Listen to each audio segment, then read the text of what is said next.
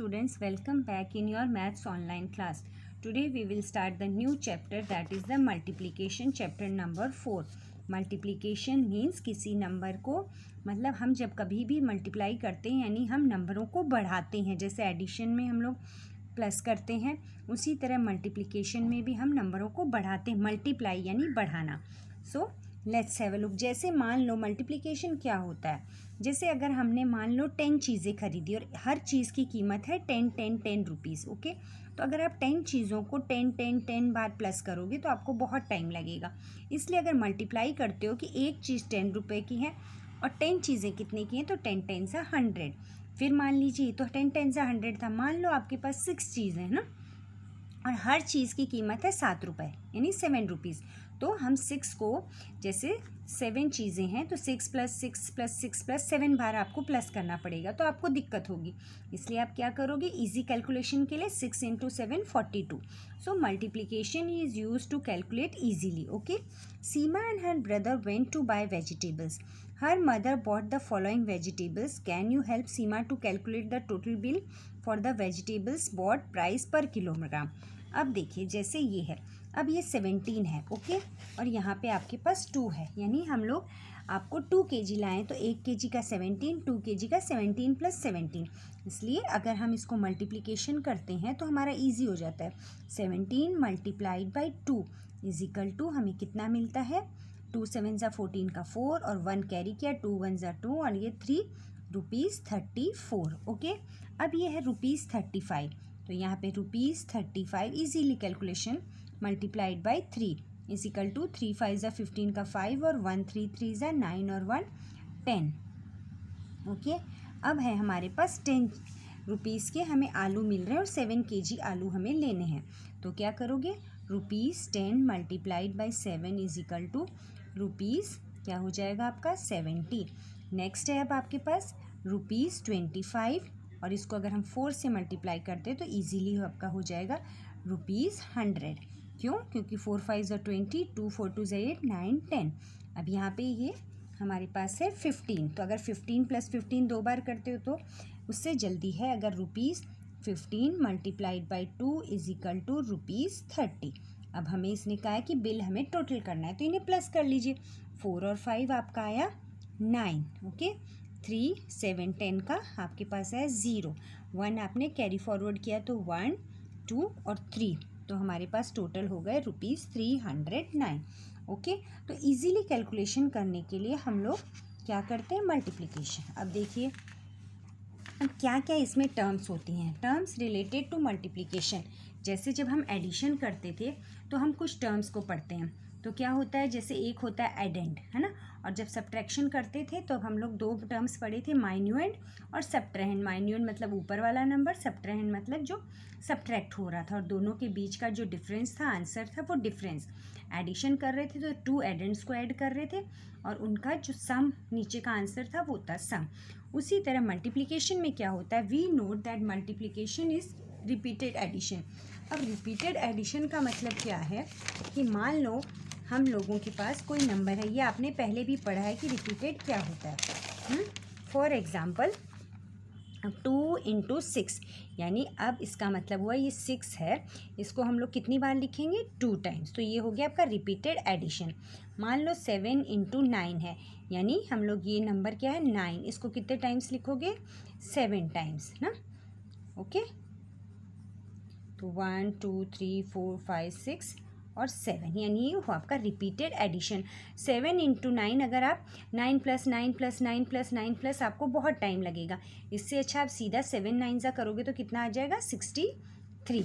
Okay, अब है कि we know that multiplication is repeated addition. The number which is to be repeated और multiplied is called the multiplicand. अब अभी आगे बताएंगे. The number which express how often the multiplication is repeated is called the multiplier.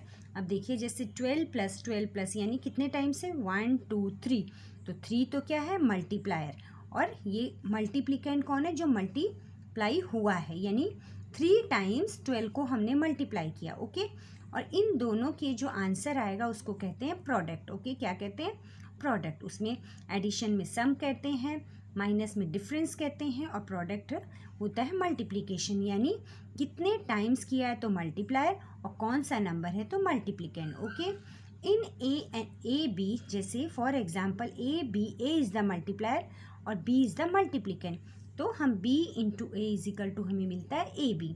अब इसमें example में देख सकते हो 125 ये है आपका मल्टीप्लिकेंट और 6 है आपका मल्टीप्लायर। जिस नंबर से मल्टीप्लाई हो रहा है वो कौन है आपका मल्टीप्लायर, और ये आंसर मिलता है 700 क्या मिलता है 50, जो हमें क्या मिल रहा है प्रोडक्ट। इसमें हमने क्यों ऐसे किया 3 इंटू 12, क्योंकि ये 3 टाइम्स हो रहा था, और इसमें ये क्यों किया हमने मल्टीप्लायर, क्योंकि ये 6 टाइम्स हो रहा था।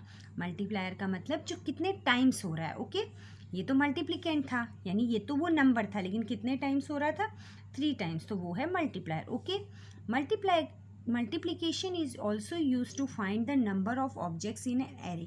An array is a group of objects or symbols arranged in columns and rows. कई बार क्या होता है, जैसे आप लोगों की आपके पास कुछ खिलौने हैं तो आपकी मम्मी कहती है इनको रो में लगाइए, हाँ, या कॉलम में लगाइए, बराबर होने चाहिए, है ना। तो जैसे अब हमारे पास यहाँ 24 चीज़ें हैं, तो हम लोगों ने 1 2 3 4 कॉलम बना के उसमें हम लोगों ने 6 अरेंज कर दिए, तो ये हो गए बराबर, तो इसको कहते हैं अरे। Okay, multiplication fact for the given अरे क्या है, कितने कॉलम्स है 4 और कितने कितने 6, तो ये तो होते हैं 4 क्या इसका फैक्टर बोलते हैं, और ये 4 और 6 क्या है फैक्टर है, मतलब कि 4 6 ज़ा 24, यानी 24 के फैक्टर कौन है 4 और 6, यानी 4 और 6 को मल्टीप्लाई कर रहे हैं तो आंसर मिलता है 24। Okay, next is properties of multiplication. जैसे हमने एडिशन में प्रॉपर्टीज़ पढ़ी थी उसी से मिलती जुलती मल्टीप्लिकेशन में भी है। पहली है there are 5 main properties of multiplication. पहली है ऑर्डर प्रॉपर्टी। तो ऑर्डर प्रॉपर्टी क्या होता है, एडिशन में भी पढ़ी थी। ऑर्डर प्रॉपर्टी होती है अगर मान लो आपके पास है 2 + 3, अगर इसका ऑर्डर चेंज कर देते हो आप 3 + 2, यानी 2 + 3 भी 5 और 3 + 2 भी 5। ओके, यानी हम अगर नंबरों का ऑर्डर चेंज कर देते हैं तो भी हमें यही मिलता है। मान लो a + b करो तो भी वही आएगा और b + a करो तो वही आंसर आएगा। ओके, एग्जाम्पल मल्टीप्लिकेशन में क्या है 6 5 ज़ा चाहे 5 6 ज़ा, आपको अगर 9 की टेबल आती है, मान लो 9 6 ज़ा है ना, फिर अगर 6 9 ज़ा करोगे तो भी वही है, और 9 6 ज़ा भी 54 और 6 9 ज़ा भी 54। नंबर को चाहे उल्टा कर लो चाहे सीधा कर लो, ऑर्डर प्रॉपर्टी यानी ऑर्डर चेंज करने से।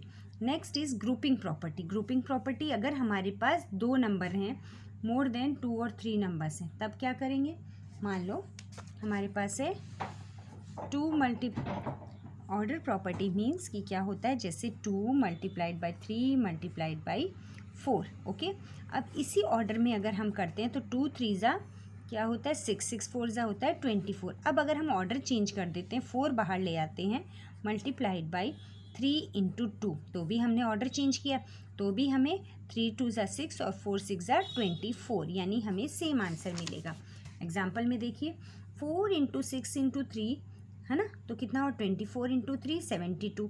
अब इसने 4 को बाहर कर दिया, 6 × 3 को अंदर कर दिया, तो भी 4 × 18 = 72। तो 4 × 3 × 6 = 4 × 6 × 3 = 72।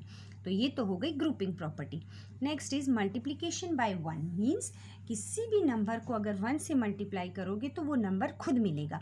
मान लो 72 है तो उसको 1 से मल्टीप्लाई करोगे तो 72।